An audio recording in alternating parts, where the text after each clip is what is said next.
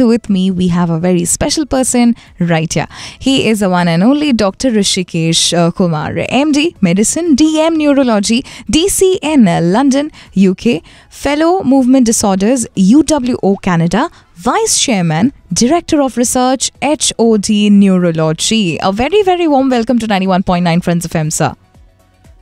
Thank you very much. Thank you so much, sir. Thank you so much, sir. With that, of course, moving forward today with today's question, जैसे मैंने कहा था that Parkinson's disease is a common neurodegenerative disorder affecting many elderly individuals. So, accordingly, अगर मैं आपसे पूछूं कि what are some early signs of Parkinson's disease that family members and caregivers should be aware of, and how can they manage the symptoms to improve the quality of life for seniors living with this condition? अगर आप इसके बारे में कुछ कहे तो. Thank you very much. This very relevant question. और मैं तो ये बोलूँगा केवल मरीज नहीं, पूरी सोसाइटी को जानना चाहिए क्या शुरुआती लक्षण है.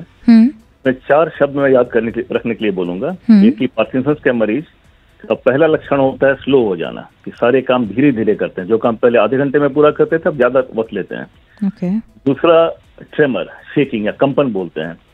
जनरली पार्किंसंस के मरीजों को हाथ कांपते हैं और शेकिंग एक साइड में ज्यादा होता है as compare to both side. So एक हाथ में शेकिंग होना शुरुआत में. तीसरा है कि बॉडी में जकड़न सा महसूस होना, ऐसा लगता है कि पूरा बॉडी स्टिफ हो रहा है और चलते समय जैसे फ्लूइडिटी नहीं है, सॉफ्टनेस नहीं है इन वॉकिंग और ऑल एक्टिविटीज. और चौथा जो सबसे इम्पोर्टेंट है, चलने में दिक्कत, वॉकिंग डिफिकल्टी. पार्किंसंस के मरीजों को देखेंगे तो उनके जो स्टेप्स हैं छोटे हो जाते हैं, वो चलते वक्त आगे झुक जाते हैं. जो हम लोग चलते वक्त हाथ को स्विंग करते हैं वो स्विंग कम हो जाते हैं. ये 4 लक्षण अगर कोई लक्षण दिख रहा है तो पार्किंसंस हो सकता है. जल्दी से जल्दी डॉक्टर के पास जाना चाहिए. तो slowness, tremor, rigidity, that means stiffness and walking difficulty. और डॉक्टर के पास जाने से ये ऐसी बीमारी है जिसमें कि मेडिसिन से काफी इंप्रूव कर सकता है. तो इसे इग्नोर नहीं करना चाहिए. बिल्कुल बिल्कुल.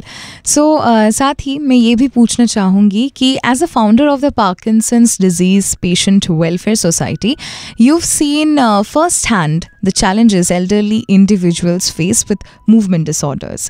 So what are some effective non-medical interventions such as lifestyle changes or therapies जो कि help कर सकते हैं इन्हीं seniors को with movement disorders to maintain their independence and well-being? क्या कहना चाहेंगे sir? Again very good question. As a general principle ये होता है कि नर्व की कोई बीमारी हो तो 3 चीज का ख्याल रखना जरूरी है. पहला कि एक्सरसाइज, दैट्स वेरी इंपॉर्टेंट. हम लोग ये सोचते हैं कि बूढ़े हो गए या वयस्क हो गए हैं, एक्सरसाइज की जरूरत नहीं है, बट एक्सरसाइज की ज्यादा जरूरत है उस वक्त. तो एक तो एक्सरसाइज होगा, और एक्सरसाइज का मतलब ये नहीं कि हमें जिम जाना है, डंबल करना है. वॉकिंग, फ्री हैंड एक्सरसाइज, प्राणायाम और सम स्ट्रेचिंग. तो मैं हमेशा बोलता हूँ 1 घंटा अपने लिए देना है रोज, जिसमें 40-45 मिनट वॉकिंग करना है या साइकिलिंग करना है, जिसमें कार्डियक एक्सरसाइज हो जाए. साइकिलिंग में स्टैटिक साइकिलिंग कर सकते हैं.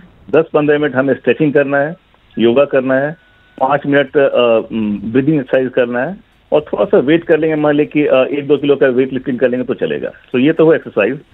खाने में जैसे उम्र बढ़ती है वैसे भी खाने पे ध्यान देना चाहिए. और पार्किंसंस के मरीजों को खास करके जंक फूड बिल्कुल अवॉइड करना चाहिए, खासकर तली चीजें बिल्कुल अवॉइड करना चाहिए.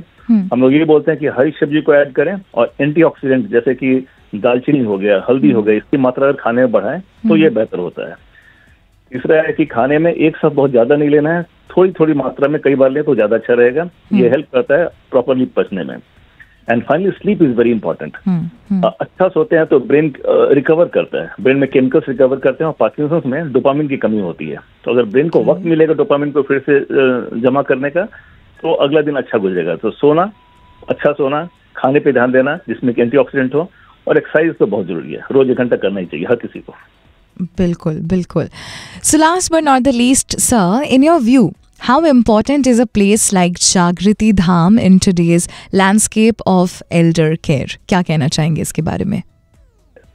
जागृति धाम मैं देख चुका हूँ और उनका केयर मैं देख चुका हूँ. ये एक ऐसी संस्था है जहाँ पे कई सारे रूम हैं जो कि एल्डरली के लिए रखा हुआ है. और खास बात यह है कि इसमें केवल सपोर्ट नहीं है, जिसमें लाइफ सपोर्ट नहीं है, बट इसके साथ साथ मेडिकल सपोर्ट भी है. नहीं, वो लोग ये प्रोवाइड करते हैं अगर आपको बीमारी है, डिमेंशिया है, तो कैसे सपोर्ट करना है, पार्किंसंस को कैसे सपोर्ट करना है. और ये कमी काफी है हमारे क्षेत्र में, कलकत्ता में और ईस्टर्न जोन में ऐसा कोई सेंटर क्लियरली दिख नहीं रहा है। तो मैं बोल रहा हूँ इसकी काफी जरूरत है।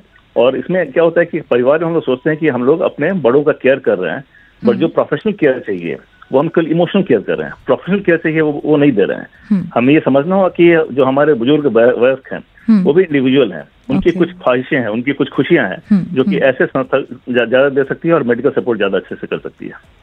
बिल्कुल बिल्कुल।